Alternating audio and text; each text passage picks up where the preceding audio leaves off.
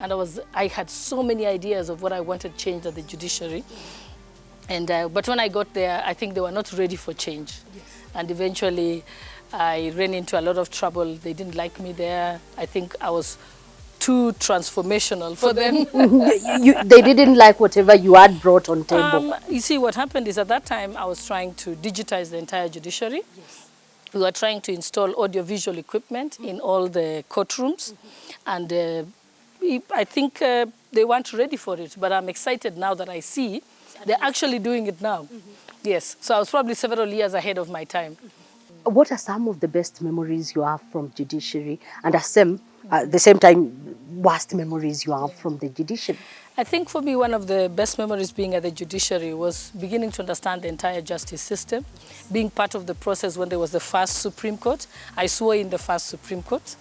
I officiated the swearing in, of the first president under the new constitution in 2013, Uhuru Kenyatta, yes, and his then deputy, current President Ruto.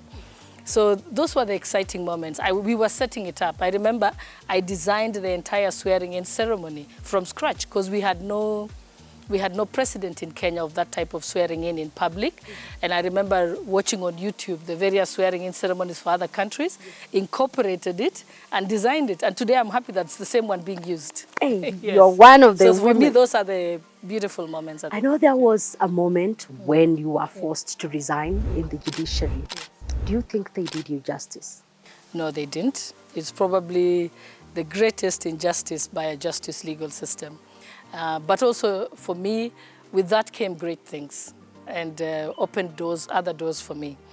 At that time, there was false accusations about corruption and so on, and I was able to go to court, fight them. They eventually withdrew all the charges, found me with no wrongdoing. I went all the way to the Supreme Court, who cleared me in 2022.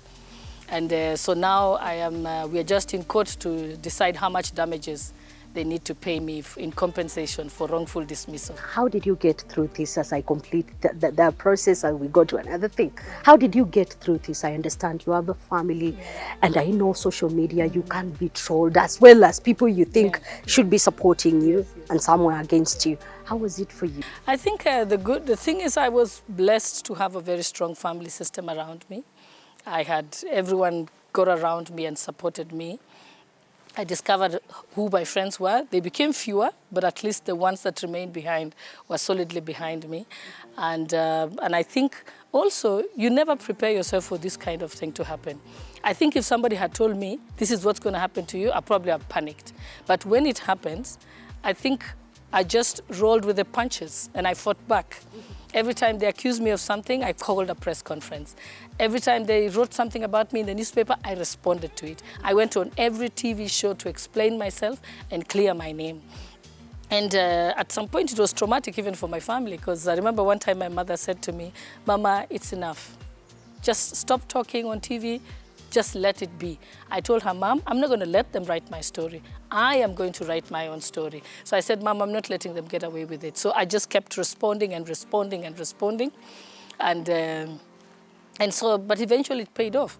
But also during all that time when I was responding in the media and fighting back all the challenges within the judiciary, my people in Uasin Gishu County got to discover me.